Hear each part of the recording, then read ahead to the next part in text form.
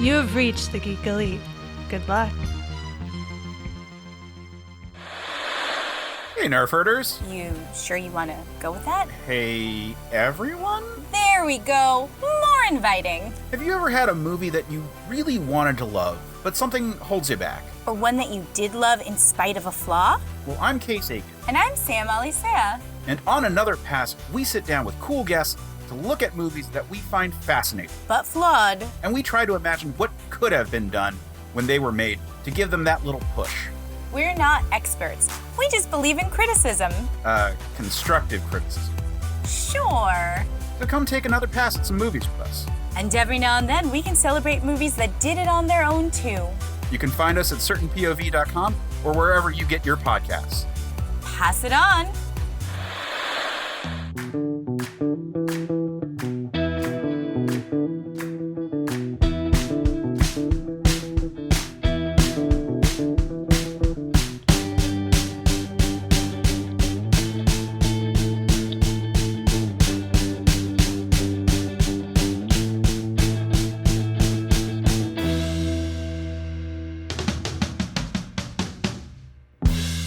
The car is full. We're all gassed up. Let's get on that journey into mystery as we talk about Punisher from 2004. And because we're talking about the Punisher, we had to bring on one of the biggest Punisher fans that I know, Jesse Alvarado. Oh, that's right. Jesse. Oh, look at that. Just gonna give a quick stretch right there. Hey guys. just an easy stretch. Thanks for having me, guys. This is probably out of all the Punisher things that we're going to be talking about, this is the movie that I was the most stoked for. It's the one that I've watched the most out of all of them. Thomas Jane kills it, and I'm super excited to talk about it with you guys. I'm excited to get into it too. But yes, I'm happy that you're here and that we're going to be able to talk about this movie. Yes. Before we talk about other things, because there's kind of an order to how we go about this before Mitch goes off on things that aren't the Punisher, I think this is my favorite of the Punisher movies. Oh, yes, it absolutely should be. Yes. So that you're correct. Yeah, and I think I prefer this movie to the Punisher Netflix show. Ooh, I do too. I'm actually with you there. So it's close. It's close. The Punisher Netflix show was good. I'm not saying it wasn't, but I prefer this to the episodic thing because it feels like we actually did something. Yep. Yeah.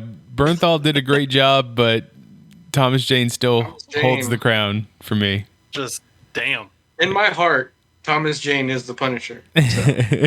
He was a great Punisher. But before we get into talking about Punisher from 2004, we have one story about the MCU, and we'll talk about Loki, Episode 4, the Nexus event. So let's get into that one story, because it was a holiday weekend. I hope the two of you had a fun 4th of July in some way or another. I got hurt. Oh. Ian decided they were going to go and skateboard off of a cliff. So, I mean, I don't know how into skateboarding y'all are, or if you know names of tricks or anything like that. But I was trying something that's supposed to be really easy. It's like one of the first tricks that people learn when they go to the skate park next to dropping in, like on a ramp, right? It's called a rock to fakie. And if you don't know what it is, Google it. Like, there's plenty of little videos about what it is. You just roll up the ramp, put your front wheels over the top, and then you roll back down, fakie, so going backwards. You lost me at rolling. Yeah, but the board slipped out from under me. I landed on my elbow. I sprained my elbow. Moral of the story, if you feel like you have to start getting active, don't. It only leads to pain. Mm-hmm. And it hurt.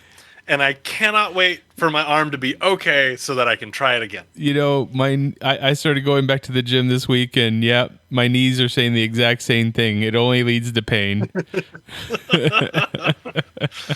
Oh, man. Jesse, did you get hurt, or did you have a good 4th of July? Did you start going back to the gym? I mean, I didn't get hurt. I had some great food. I'll tell you what, I made these legendary mashed potatoes, right? Killer. Yeah. A little cream cheese in there. Just hit it right the spot. My sister decided to, she was going to make the mashed potatoes for the family. But I'm like, you don't understand. Mine are so much better. Like, I know that you haven't tried them, but I brought a little sample, right? Blew everybody's minds. So when you want mashed potato recipe, I got you guys. There you go. You only have the one sister, right? Yeah, just the one who coincidentally got into a crash on 4th of July, so she didn't have a great 4th of July. But it's all good. Nah. She's fine, by the way. That's good. All right, good. Anyway, Mitch, proceed. As I was saying, since it was the 4th of July weekend, there wasn't much in the way of news. All of Hollywood likes to shut down for the holidays, but we had Hugh Jackman and Kevin Feige both throw up images on their social media that would imply that Hugh Jackman's going to return as Wolverine for the MCU. How do we feel about this? I knew he wasn't done. Can't stop, won't stop. Gotta make Wolverine drop. You can't stop that man. His healing factor is too intense. I don't know. Jackman was like, you know how much toll this takes on my body to get into Wolverine shape? I mean, we've only watched X-Men 1 and X-Men 2 at this point, and he's nowhere near as jacked as he gets eventually for, I don't know, what was Logan? Logan, or even, was it Days of Future Past? Days of Future Past, he was ripped. Yeah. Yeah. Maybe he's gonna do a buddy cop movie with Deadpool. Let's throw him in there with Ryan Reynolds. I'd be down. I feel like if Ryan Reynolds and Hugh Jackman actually appeared in the movie together, Ryan Reynolds' head would explode. It would, yeah. I feel like if they appeared in the movie together, they wouldn't be able to afford to make the movie. This is also true. If we remember from the It's first... going to be a YouTube video, because that's how long you can afford it. To say, if we remember from the first Deadpool movie, they had to eliminate like a whole shootout scene because they couldn't afford guns anymore. Yeah, they couldn't afford all the main characters of like the X-Men cast. Mm-hmm. That's why you only got to see that sample when they were closing the door. Yep. So I love it. But it's a Disney. It's a Marvel Disney thing now instead of a Marvel Fox thing. So maybe the mouse will throw some money at it and we'll get Hugh Jackman back into the MCU. Which they should, because exactly. Oh boy is correct. Thank you, Jesse Mouse. I appreciate you. They have so much money at their disposal that money's not real. Like, they don't have to pay for things. They just tell people that they're getting paid and money appears. Like, that's all that has to happen with them. Like, I mean, you're not wrong. So I believe it. Would you make it happen? What kind of story would you want Hugh Jackman to come back as Wolverine for? Is he going to join the Avengers? Is he going to go straight into an X-Men movie, or is it, as Jesse pointed out, a Deadpool movie? I would like the buddy cop movie. That sounds like fun. Not gonna happen anytime soon, honestly. That sounds like a great summer romp movie. But I think I might be jumping the gun here on the episode. We just started, and I'm gonna say that I think this might be a great way to introduce mutants into the MCU. If you're playing bingo with us at home, mark it down. Yeah, I gotta agree with Ian on this one. I don't see him in another X-Men movie, but I can see him as maybe like a little cameo for Avengers, or at least to kick things off. I would love that buddy cop movie, but I don't think it's gonna happen anytime soon. So I'm gonna say maybe Avengers, or maybe a little multiverse, little teaser things in there. Okay. I mean, if we're gonna do a multiverse thing, and he and Patrick Stewart want to come like walking out, rolling out of some time event, some like universe event, just be like, "Hey, what up? Mutants exist. Bye." Like, I'd be down. Yeah, I'll be happy with that. Yeah, I'd be like, "Bet, I get it now." Okay. So he's going to show up in that third Spider-Man movie where everybody is showing up. Is what you're telling me? That's exactly what I was saying. Or we can also throw him in Doctor Strange. One or the other. I'm cool with that. Hey, throw him in a She-Hulk. Bummer. I mean, I wouldn't Put him on trial. I wouldn't mind seeing Benedict Cumberbatch and Hugh Jackman share a scene together. I think that'd be pretty awesome. Again, I don't think that they can afford it. At this point, Hugh Jackman has to be able to kind of like name his price for the role, don't you think? Oh yeah. Like, he's been doing it so long, he is Wolverine. And we have such a hard time. If you ask anybody, Jesse, who would you recast Wolverine as? Have you heard can't of do a it. person named Hugh Jackman? See, can't do it. Can't do it. Can't put anybody else in there. No.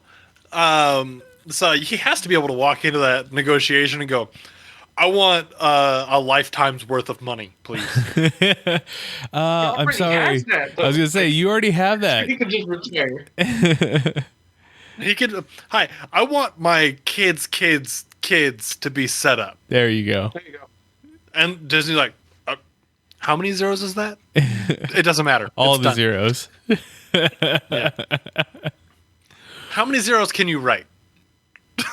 So if you saw it, it was Hugh Jackman sharing art from Boss Logic, I believe, showing off the Wolverine arm with the blade sticking out, and Kevin Feige was giving a hug and taking a picture with Hugh Jackman in his picture. So who knows? They could just be trolling because it's the internet.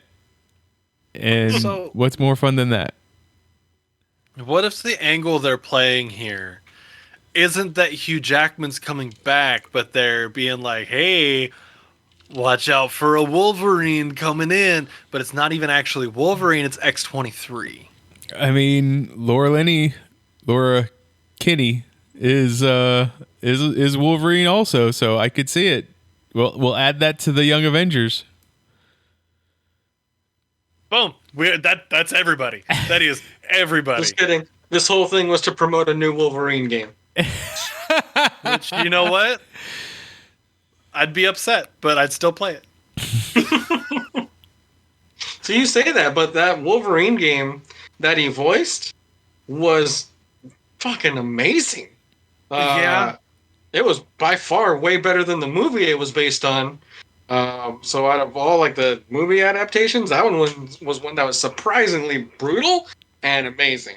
Which one was that? Was that the Wolverine? Think so. It was the one where they're in the jungle and shit. The It one has. was Silver Samurai? I think no. Before that, it's Oh. the other Wolverine movie, Wolverine Origins. Origins? Yeah, X-Men Origins Okay. Wolverine? Yeah. Okay. Yeah, X-Men Origins. So they did the Wolverine game based on that, and that shit was awesome. Oh. Wasn't there supposed to be like a Magneto Origins? There were. And There then was. Yes. Wolverine Origins did so bad, or Yep. was just so bad that they were like, nope. So just kidding. It's a joke. It's a joke. They pulled the plug on that one real quick. So quick. They're like, we'll just save you for first class. Right? It didn't help that it leaked out when it was still like green screens and shit too. So Yeah, there was it was still a bad movie. I didn't know that they had done anything as far as filming for it, so that makes sense. No, Jesse meant the Wolverine movie. That leaked out before it was ready. Yeah, I saw that one. Yeah. It was funny. That was It the was only just version like- I saw for a couple of years. That's all I needed. I That's liked enough. the version I saw had like director's notes in the margins. So it was like claws go here kind of thing. I was like, this is good. This is better than the movie. They should release more movies like this. Well, absolutely they should. And I'm not just talking about director's commentary. I'm talking like, show me the raw footage. No, I do not want this. Please don't do it. Show me the guy being Rocket Raccoon getting petted. Seen Josh Brolin walking around with the giant Thanos head above him, like people like saying, "Hey, look up here." Who wouldn't want to watch that version of the Avengers? Man, I love that. Did chat have anything to say about Wolverine? No, no, Okay. they didn't. They're surprisingly quiet this evening, aside from Gorboss, Gatekeep, Gaslight, Classic Mitch. All right, let's talk about Loki episode 4, the Nexus event. And since we already brought it up, Young Avengers, we got at the very end, we got a young Loki, a kid Loki to go along with the other variant Lokis. I think they're being called Old Loki, Boastful Loki, Crocodile Loki, and Kid Loki. A whole world or dimension of other Lokis that Tom Hiddleston's Loki wakes up in. Which, I mean, who else was expecting Tom Hiddleston's Loki to die or get pruned? That should caught me off guard, but not as much as like when Owen Wilson's character got pruned. Yeah. I legit went, holy shit! What the? No, no. See, Very loudly, and I think I scared my wife a little. But I looked at my I was wife like, when that this was is happening, bullshit. and I just went, "Wow." when Mobius started helping Loki, I was like, oh well, he's about to die. Like it, I was just like, oh, it's about to happen right now. And yeah, Ravonna just went up and pruned him like no one's business. So my like best friends, bam. Like, Oh, so like we hate her, right? yeah, absolutely. Like she sucks. Yeah. By a lot. Okay, cool. Making sure that I wasn't misreading the situation because like But- she sucks. Yeah, no, she's fucking terrible. But that throwback to the past, though, some major teasers with her. I mean, because isn't she the character that Kang was like attracted to or whatever in the comics? right. Right? She's one of the time enforcers that Kang was like in a relationship with in the comics. So that, I don't know, it could lead us to believe that Kang is the one that's actually pulling the strings here at the TVA, because as the other big reveal in this episode, and man, did it take the whole episode for all these reveals to happen. Right. The other big reveal is that the 3 timekeepers that we saw up on the wall in their Bill and Ted's Excellent Adventure like formation were robots, because it's Japhonies. it's the MCU. It's always androids, wizards, or aliens, right? It's the rock, paper, think- scissors, yeah. I think I used to run a D&D game called that, but I don't remember.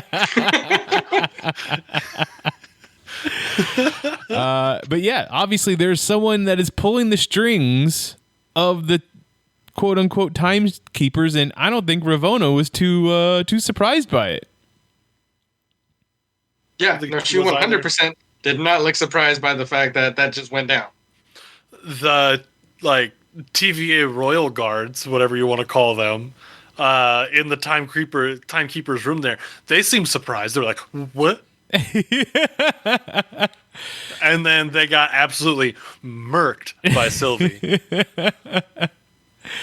Obviously, Sylvie being the better fighter. Yes. But I want more of Sylvie. Yes, Yeah. and honestly, Sure. that's what I thought was going to happen here. Like as we see Tom Hiddleston's Loki get pruned, I was like, oh wow, going forward in the MCU in the future phases, we're going to be seeing Sylvie run around as Loki. But as we saw in the post-credit scene, Loki wakes up, thinks he's dead, four other Lokis say, "Nah, you ain't dead. You need to come with us." Have you seen the memes around Crocodile Loki? Nope. Yes. Like Odin is like, Loki, my son, I have to tell you, Oh, you're dude. adopted. And the next frame of it is Crocodile Loki just like hissing. Sad crocodile noises. Yeah. But he's got the little horns, but he's just an alligator. Hey, he still just had like- tears. I just. I guess you could say he had crocodile tears. Oh, you went there.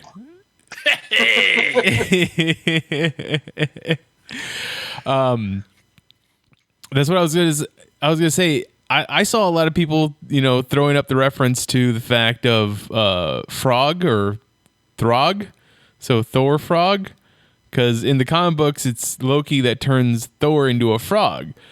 Is there a variant world where someone turned Loki into a crocodile or an alligator?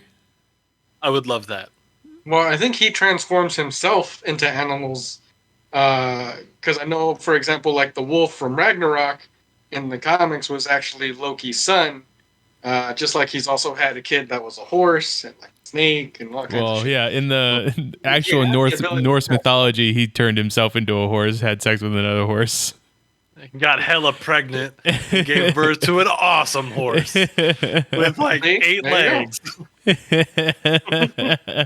And he was like, "Hey, Dad, you want my horse, son?" He's like, "Yeah." Mythology's weird. Super paraphrased, by the way. That's not how it actually went down. I'm sure it did. Pretty accurate, though. It was all over Yeah. family dinner. Yeah. Loki was like, "Hey, what up, dude?" And Odin's like, "Saw, dude." And then like they gave him a cool horse with like 8 legs. It's actually Loki's kid, but we don't talk about it because that makes the family uncomfortable. Sounds like my family. What?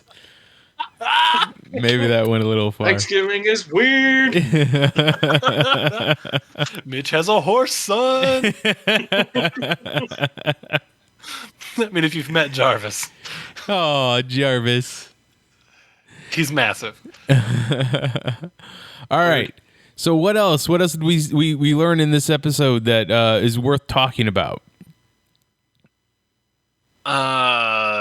What's her face sucks. We had a feeling that she was gonna suck, though. I mean, we all had that suspicion, right? We learned that the whole thing about the TVA agents being variants was true. Yeah, true. We also had Mobius confirm that there are vampires in the Marvel universe, the Marvel Cinematic Universe. Thus, putting us one step closer to Blade with Mahershala Ali. Putting us one step closer to Dracula, you nerd. You better have my fucking money. Yeah, that's right. They should just give Moon Knight a TVA jacket so that he can go out and just start murking vampires that are on the outside of the timeline. See, what they need to do, this doesn't pertain to Loki in the least bit. They need to let Moon Knight and Blade team up so that he can accost these vampires for their ketamine. And then Blade can put on cool sunglasses and stab them. Wait. Is ketamine the loot that vampires drop when you murk them? Yeah, pretty much. Oh, I didn't know this. They drop one of two things. They either drop my fucking money or some ketamine. I didn't know the vampires got down with the Special K. The Special K. That's the only way they know how to get down. Yep. Little do you know, they don't feed on blood. They feed exclusively on ketamine, but blood is a delicacy.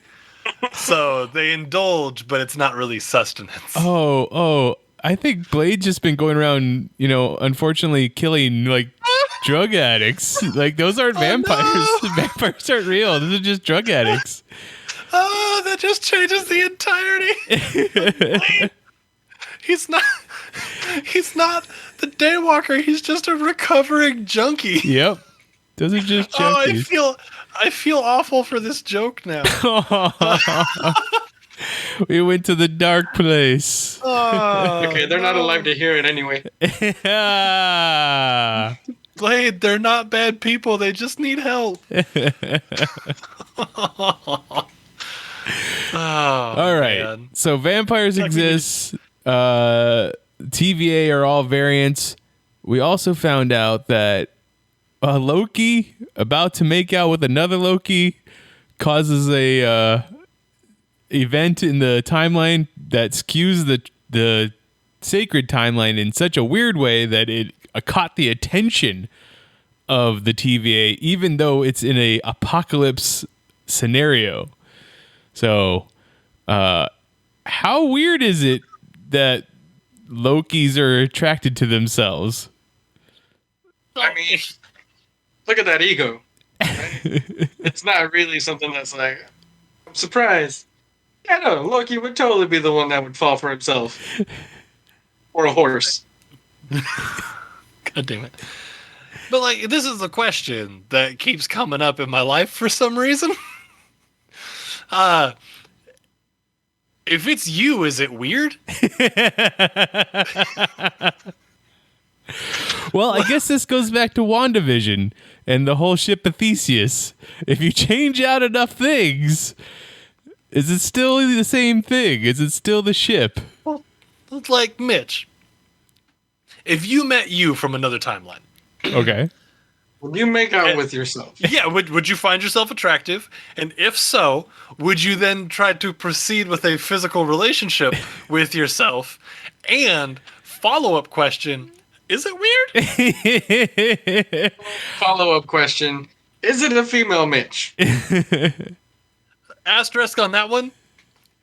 Fair enough. It doesn't matter. Look, certain things have to be done for science, and I'm willing to make that sacrifice. Follow up. No, for science.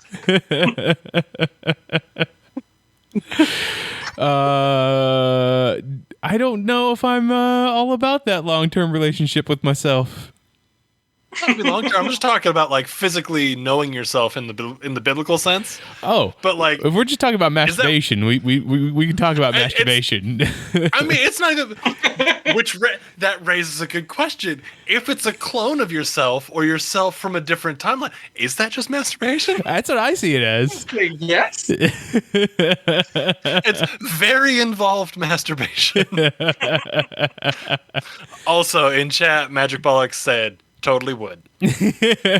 Oh, we know, John. We know. That doesn't surprise me, John. I've played D&D with that guy. I know. Oh, man. All right. Because like I've asked Erica this question. I've asked my wife this question. I was like, "What? Is that weird? Like, if you met you from a different timeline or like a clone of you, is that weird?" She's like, "Yeah, that's weird." And I'm like, I don't think it is. I don't see how that's weird. She's like, "It's borderline like incestuous," and I'm like, "It's you." I mean, but like identical twins have the same DNA, so technically it's the same person. But that's weird. I would agree. But I think a clone's good to go. Okay. So I think if your clone is down, then it's cool. Like as long only as if you have your clone's consent. yeah, you know what? It has to be consensual though. Both clones have to be down. Otherwise, no one goes to town. All right, that's the way it's gonna go. So actually, what it should, you know what? Clones, people, you from other timelines, not okay. You from the same timeline, just at different point. Okay, that's what I've decreed. So if you can time travel and make it to yourself in another period of time, But the time period that you would have relations with yourself, don't be weird. oh yeah, don't go back too far. No. You have to be legal. Yes, Don't be weird. you don't need to Like, scar yourself. No. But like a night you don't remember on your 21st birthday. Go for it. Time I got blackout drunk, boom. Right then, right there. All right, I think we've taken this joke just far enough. Let's go ahead. Hey, was there anything else that you wanted to bring up about Loki episode 4? I feel like once we hit clone masturbation, we hit its peak. It's true. You're absolutely correct. Yeah, I mean, I think that's the peak of TV. I don't see it going higher at this point. I don't either. Shut it down. That's the season finale right there. Turn off all the TV. Yeah. Twist. We're done. Everybody go outside, read a book. TV's over. My boy Tommy H about to have a whole scene with just himself. That's the season finale. Oh, man. Oh, all right. Marvel, write this down. Oh, wait. I think it's time for you to take Marvel aside. No. We don't need to have a private conversation about that one.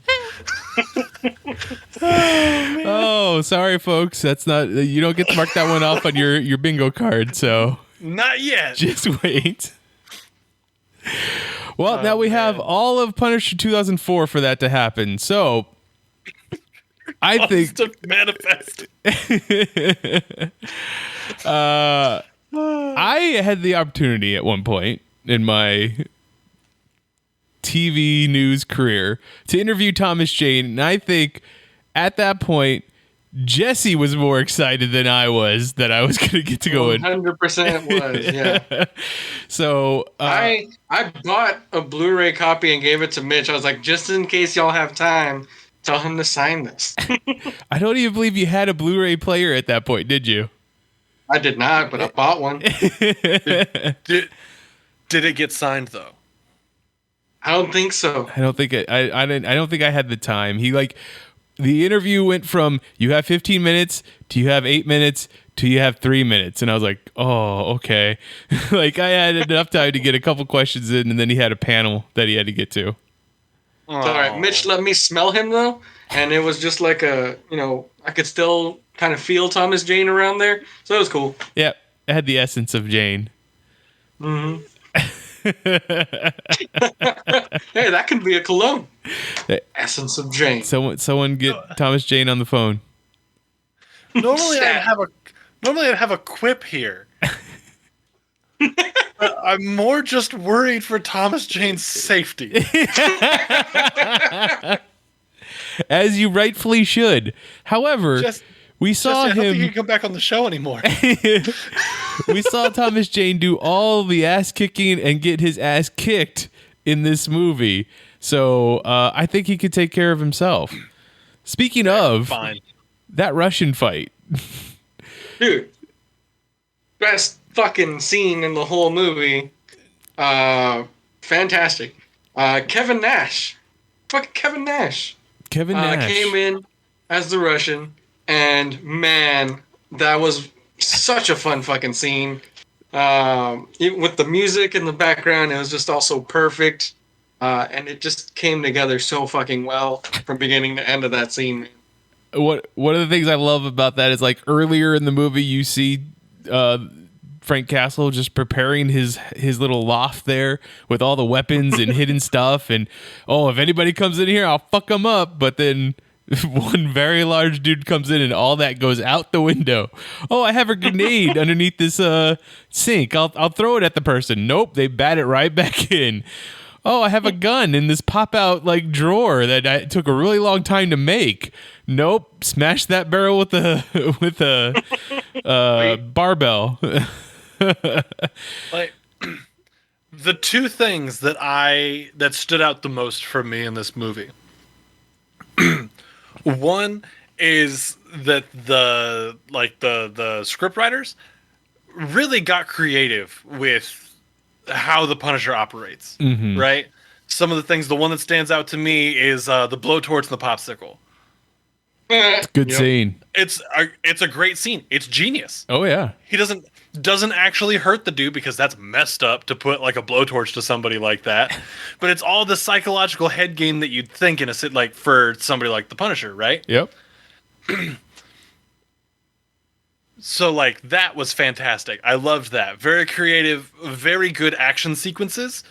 But the stars of this movie were the Foley artists because they went in on this movie. When he's loading up all the guns outside of like Saint's Tower or whatever it is at the end, and he's just out in the woods, just like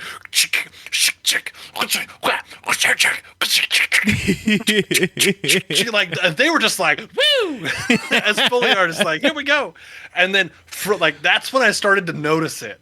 But I went back and I watched. It's everywhere in this movie, just like gratuitous amounts of Foley work.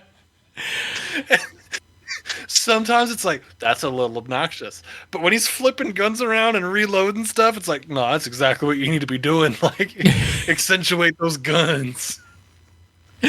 No, like, one of the big things about this movie, if you listen to, I remember when it first came out on DVD, I listened to the director commentary on this, and like, they were talking about how, which the director is Jonathan just had this Hensley. Don't know what else he's done. But in the commentary, he talks about like they gave them a set budget, and then like 2 weeks before they started filming, they were like, we're gonna cut that in half. So I guess if you can't have all the guns in the movie, have all the Foley artists. So I just want to give you a little bit of this guy's resume. All right. Okay. I didn't know that name offhand. Nope. But he did Armageddon. He was a writer. Oh. Yes. On all of these that I'm about to list. But like he's got work on him.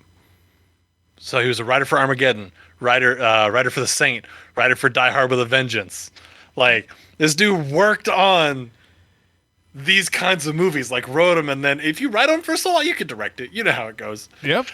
This was his first directing movie. His movie, yeah. So, what a way to do it. So I do have a question. Would you have felt the same way about this movie if instead of Thomas Jane, it was Arnold Schwarzenegger? I don't think I could have done this movie with Arnold Schwarzenegger in the lead role. Wouldn't be able to take it seriously. Yeah, no, I don't think so. See, I'm on the opposite side of that. This, if you rename the main character, make it not like just, you can keep the exact same plot, just make it not a Punisher movie. And this is an Arnold Schwarzenegger movie in like the peak of his action film career. I mean, it is very similar to Commando. Like all the way down to the scene where he's standing off with John Travolta and he's like reaching for his gun and they just like quick draw real quick. Like Arnold Schwarzenegger right there, except there would have been like a one-liner just up there with like, when are you gonna kill me? No!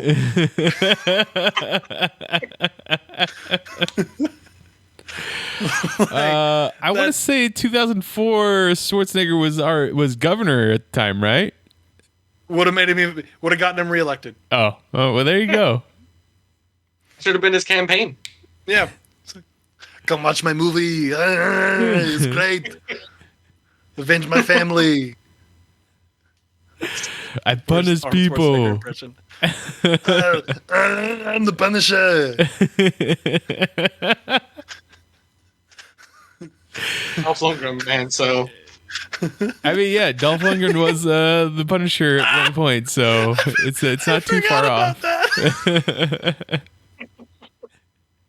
nope, that was the thing. It was real. What's the last time you were on? Yep. Yeah. Yep. Oh man, it all feels like such a fever dream. That movie is a fever dream. Let's talk about some of the other cast members. So, like we said, Thomas Jane is Frank Castle, John Travolta as Howard Saint, Laura Herring as Livia Saint, Samantha Mathis as Maria Castle, which in and out of the movie real quick, as well as Frank Castle's father, which I believe is played by Roy Schroeder. Is that right? Anybody got? He was in there for a whopping maybe 2 minutes. 1 minute. Because he's the dude from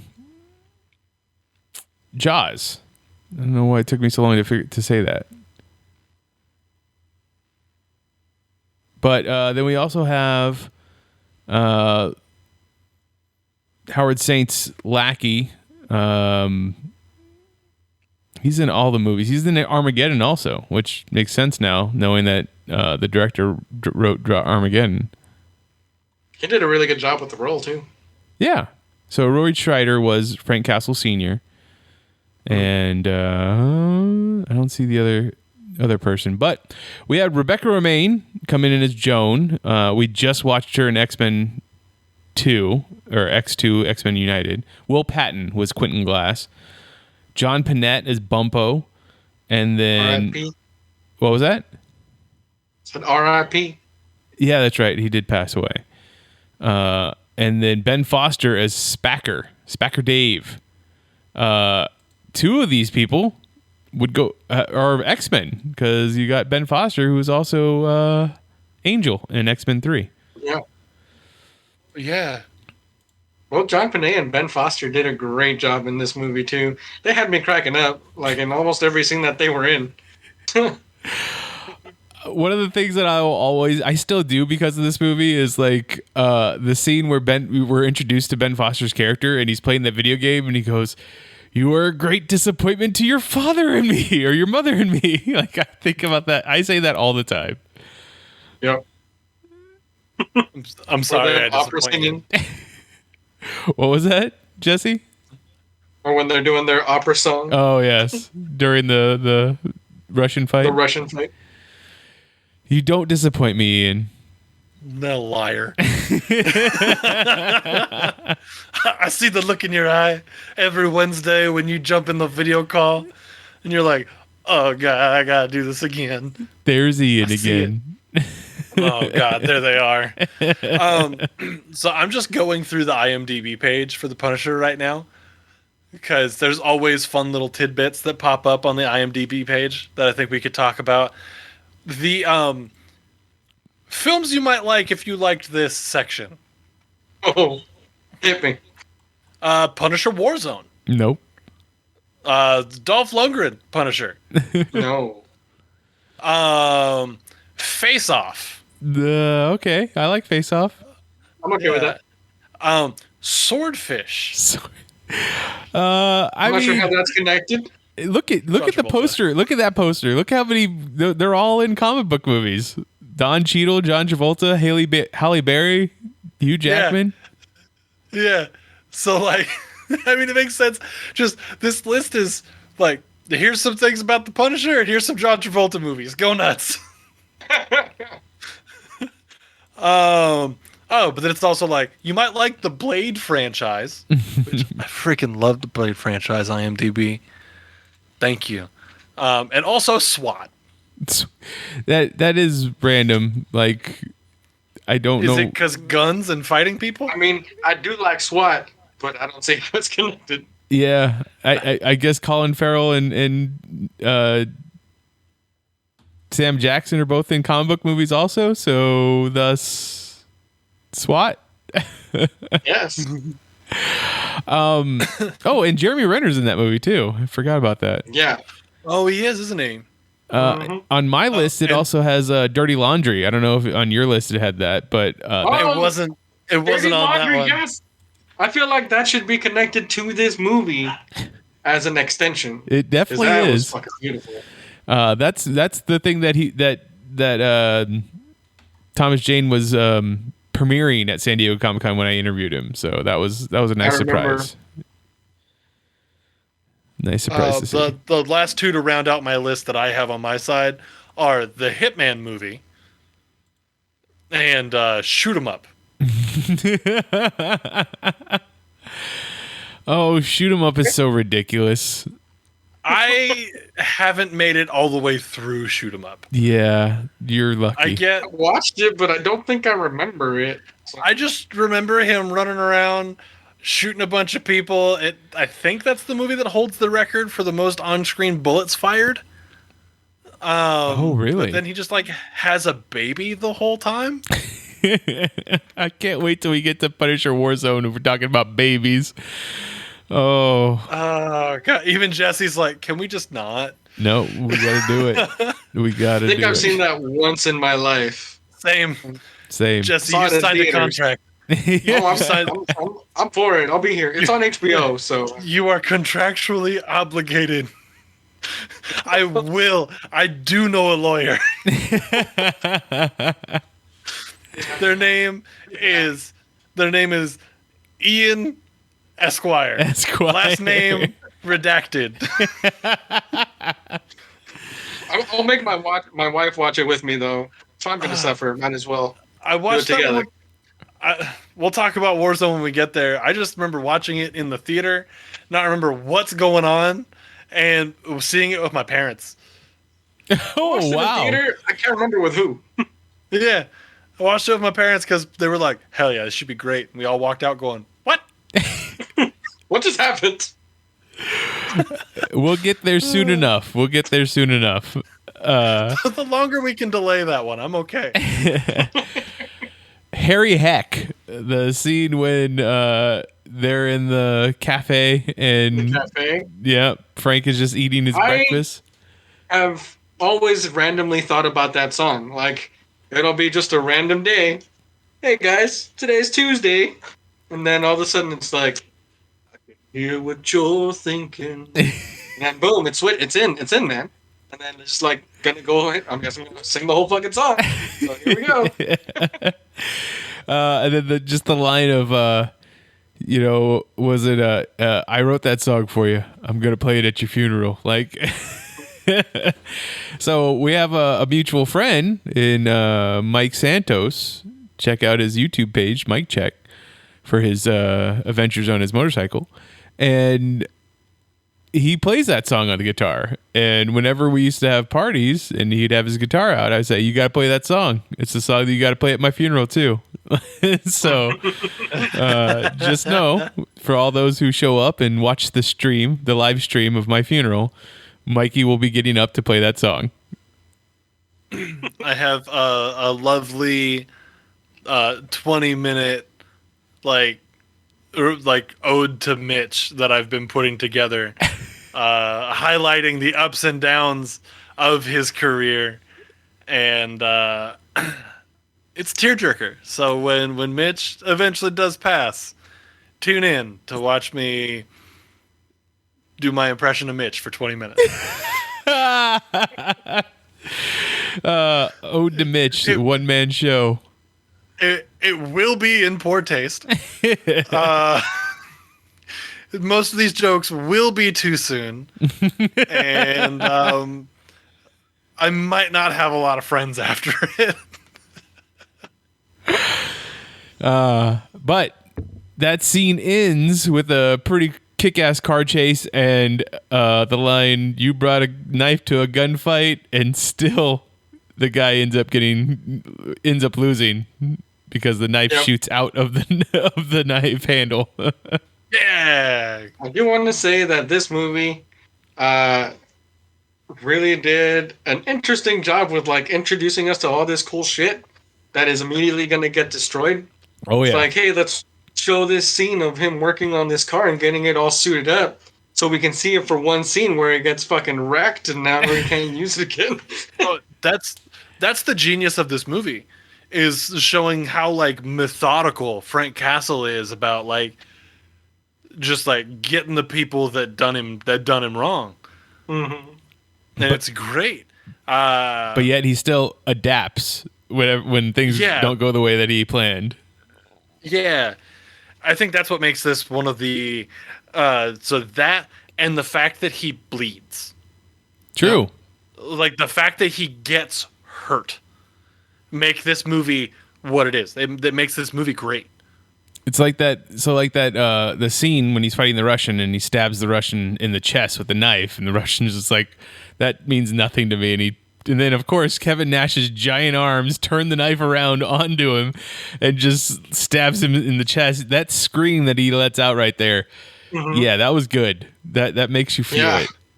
Like, these are fantastic performances that they got out of these actors, and I think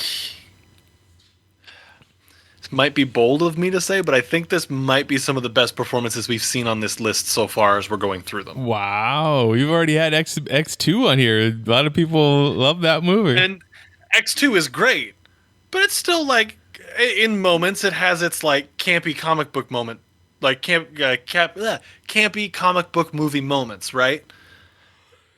Every time I watch this movie, I forget that it's a comic book movie. Mm-hmm. Like it doesn't feel like, oh, we're gonna go see a comic book movie. It doesn't feel like an Avengers movie. It doesn't feel like anything like that, obviously because it came way before. But I think the point still stands there that it's well acted, it's well executed. It's a little over the top, but like whatever. That's the point of this movie, is to be ridiculous and fun. So some of that, it executes it well. Yep. Yes. Some of that well acting comes from the fact that Thomas Jane actually gets hurt on the set of this film. The scene when the Russian throws him through the door wasn't supposed to give away as easily as it did, and that wall that he hits his head on is not fake. Like, that actually caused some injury there. And then when Rebecca Romijn is the character of Joan is sewing his stitches on, well, she sewed through the fake skin and then actually sewed the fake skin onto Thomas Jane's real skin. But he just used it. He used it. He's like, well, that would be the pain that I would be feeling right now. So there we go. Legend has it actually grafted to his body, and it's still there to this day. I'm sure he left it there. I am sure, almost sure of that. He told all the cast of The Expanse about that story. The Expanse. One of the things I always found really weird about this movie is that in the storyline, when he is ready, quote unquote, ready to take on Howard Saint, like he makes it known that he's alive. He digs up the gravestone, throws it into the golf course. He goes on the news. Like everybody knows that Frank Castle is not dead. Why not use that to your advantage? I think because he wants them to know who's about to fuck them up. Yeah. He says it in like his monologue as he's like giving the Foley artist something to do in the woods there before he walks in. He's like, it's not my vengeance. These people deserve to be punished. Like that whole thing, like that, I think that sums up what he's doing and why he's doing it. Because exactly like Jesse said, why would you, if you're trying to make sure that somebody knows what they did is not okay, why would you just be nobody? That's fair. The other part of this, like, I guess spec ops that Frank Castle is used to doing, he not only takes down all of Howard Saint's business, gets rid of all of his money, but he also makes it so that he believes that his wife and his best friend are having an affair, like to the point where he gets them killed, or he kills them. Like, come on, that Frank Castle's messing with you. But do you though? How much do you expect, like a mob boss, to have trust in people? So, I feel like it's finding those little things that you can have to turn people. Makes sense. Yeah. But I mean, I feel like he should have at least asked before stabbing them. But, to each their own, I guess. To each their own. Just like, I mean, it happens. It's a Tuesday.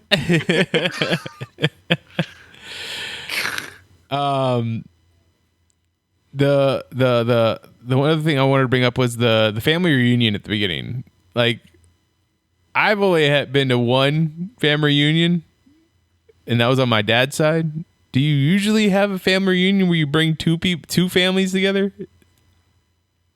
Absolutely not. That sounds like a bad time. I mean, family reunions are rough enough with just one side of the family, because you have that whole part of the family that you don't know. Yeah. Who are you?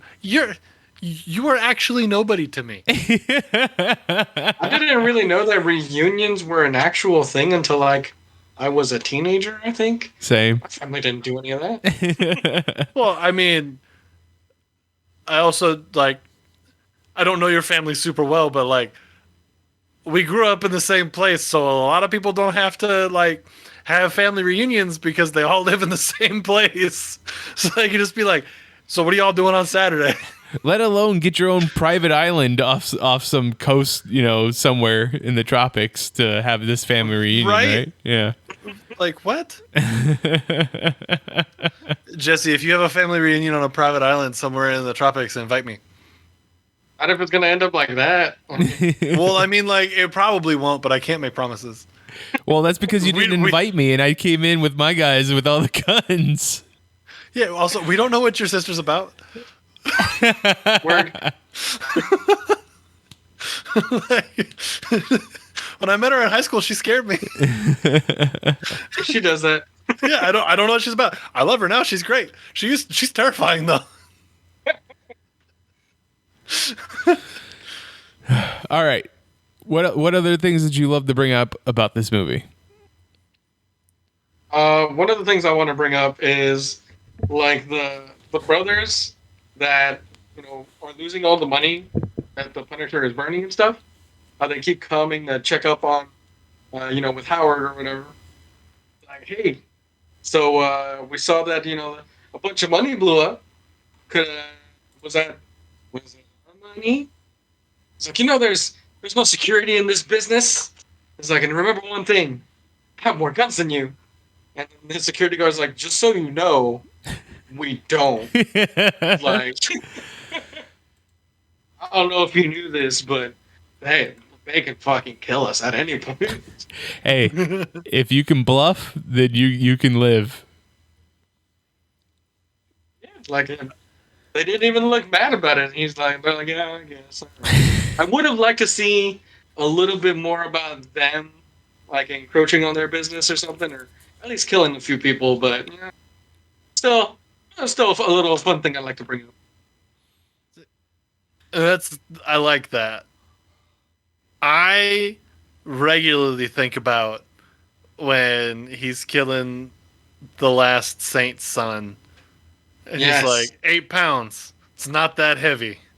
But when you hold it straight out in front of you, it's a hell of a workout. As he's like putting the mine in his hand and tying it up above him. That's hardcore. That's so cool. And then the timing was so fucking perfect when he's talking to Saint. Is like, you killed my son, and then you just hear, no! Boom! Both of them. Oh, that was just perfect. And he like, there's no, he doesn't miss a beat with that. No, bang, both of them. Like, cold-blooded, dude. Like, nobody can tell me that this version of Frank Castle is not a badass. Yeah, I would often think about, in my young 2004 mind, where that scene where he fucking stabs the dude and you see the knife like through his mouth and stuff. Oh yeah. He shoots him in the foot. He's like, stabs him in the hand, and then just pop. That was brutal. And that's after getting shot like 4 times. Yeah. I love how, by the way, that same dude came up and shot him with the shotgun, not once, but twice. And during either of that time, he didn't think, like, I know I'm point blank to him right now, but I should still aim for the chest. Instead of fucking looking up with the shotgun, he had him point blank. Right. I don't get it. Who knows? This movie You deserve to get stabbed in the throat like you did. This movie He deserved it. This movie also has one of the things that I love for certain movies, because it happened in The Crow and it happened in Daredevil, which we already watched. But it always reminds me of the meme that goes along with it. Because at the end of this movie, when well, not that one, but when when Howard Saint dies in the explosion, and they do the crane shot with the camera, and you see that the explosion is now made a skull, the Punisher skull. Yeah. That's the in the Crow, it's, light the match. In the Crow, in the fire. Same thing with the Daredevil when Ben Urich throws his cigarette out and lights the Daredevil symbol. Like, the meme is the character like having to sit there thinking about, okay, I have to go this far with the oil or the gasoline and then this far over here, and has a piece of paper after they've already defeated the bad guy. Like, was that Punisher? Was that Thomas Jane? Like, okay, I'm going to have to kill Howard Sane over here, and then it'll have to set off the explosions to go over here so that anybody looking from above will see that I made out the Punisher, the Punisher skull. Now, I had a follow-up question to that, now that you bring it up, because I did think about it, and I have thought about it before. Was that parking lot for the villains at the building that they were at, or did he just pick a random fucking parking lot and all these people just lost their fucking cars? I'm sorry, boss. I can't make it in today. You won't believe what happened. Someone used my car as part of a skull explosion. Yeah, I mean, I think that it might have been the parking lot of all the bad guys in the building. In which case, like, screw those guys. They suck. I mean, Howard Sane might have just provided a really good dental plan. Like, you can't be too mad at them. I mean, fair. But at a certain point, like, you suck, right? Yes. But I just feel bad for whoever has to take those phone calls to file those claims. Oh. So hey, what happened? What happened to your vehicle? It blew up. What do you mean it blew up? It was like it blew up. There were other cars that also blew up. It was in the shape of a skull if you look from the air. It's like, all right, I'm not saying that we're sending this for investigation, but we're gonna hold off on that for a little bit there. Right. So this is actually gonna get sent to an adjuster. I don't have their information yet, but it's totally fine. They will be in touch with you. Do I have rental? No. You're lucky you have a policy right now.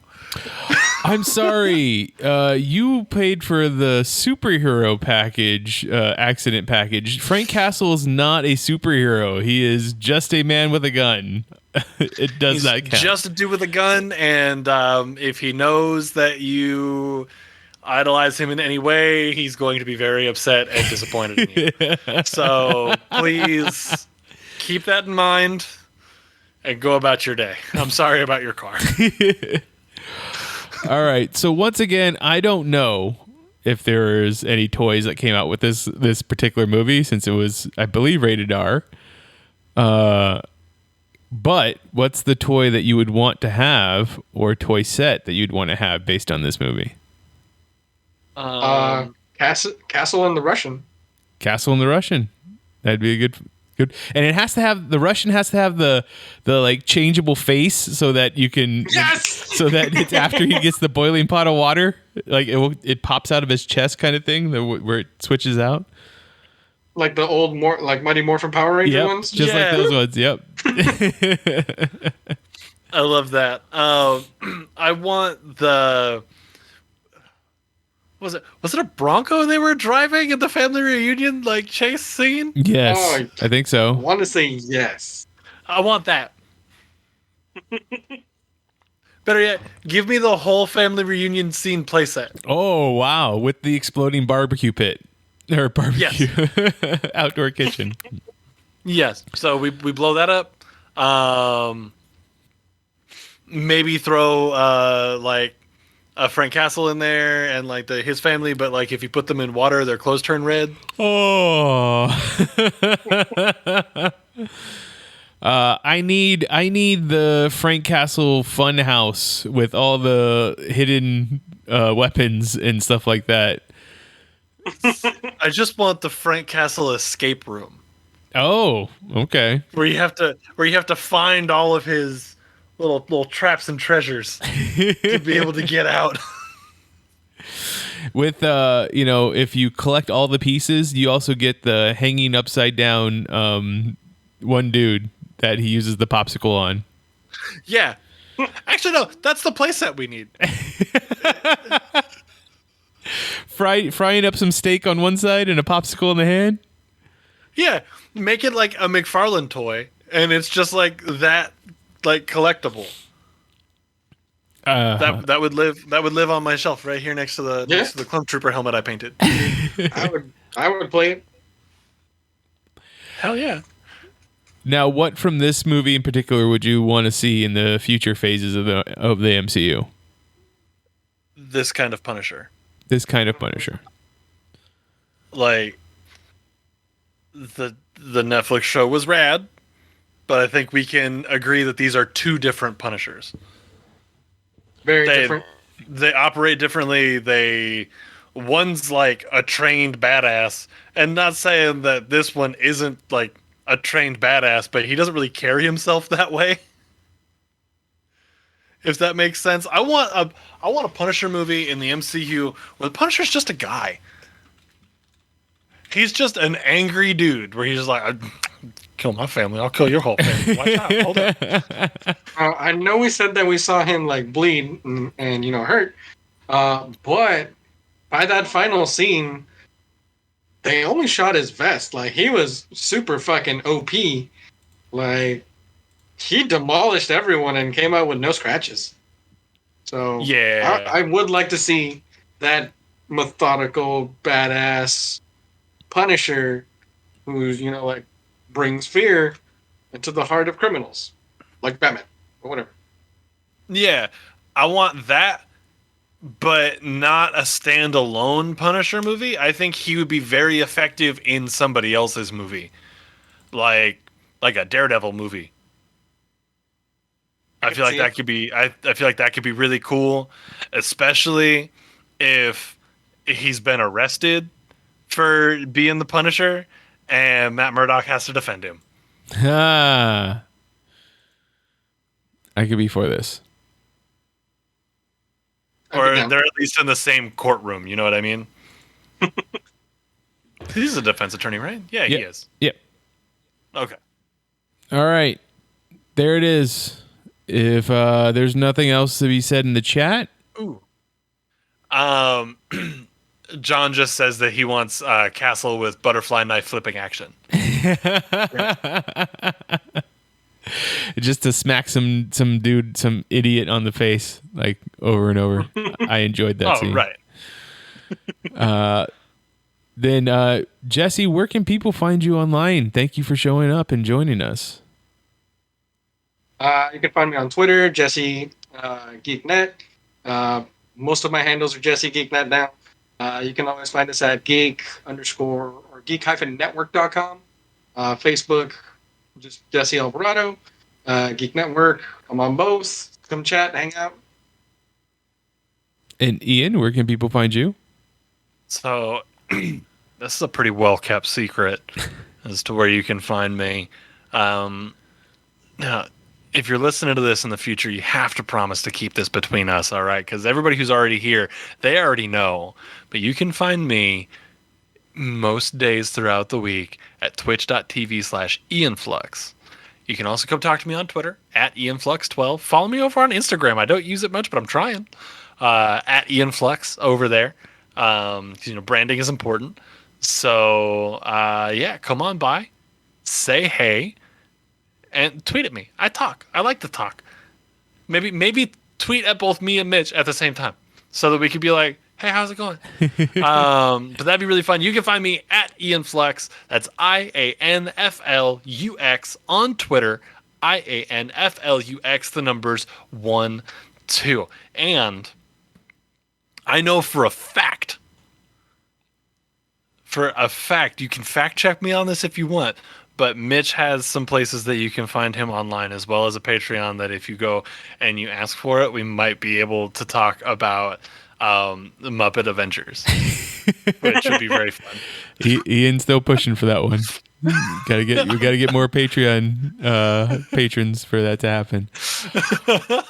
Yeah, if you wanted to find me on Twitter, I'm at Mitchipedia GEM. GEM stands for Geek Elite Media. And as Alex, who's been a guest on this show, pointed out to Ian and myself today, if you watched the 5th episode of Loki, or as I went and just looked up the title, it has a very familiar title. So you should wait for that next week when we talk about that. The rest of Geek Elite Media is at Geek Elite Media on Twitter, at Geek Elite Media on Instagram, and Facebook.com/Geek Elite Media is our Facebook page. Check out archived episodes of this podcast and other podcasts on our website, geekelitemedia.com. Check out our Patreon page, patreon.com/Geek Elite Media, for all things exclusive. And whatever podcatcher you're listening to this on, please rate and review us. It helps spread the word of our network. And if you are listening to this in the future, just know that it's okay if you go back to this present time, and make out with yourself. It's not weird. We've determined it. Yeah, we allowed 100%. Yeah. But until next time, this is Journey into Mystery on the Geek Elite Media Network, saying always remember to geek out. Geek out. This concludes our broadcast. Beep.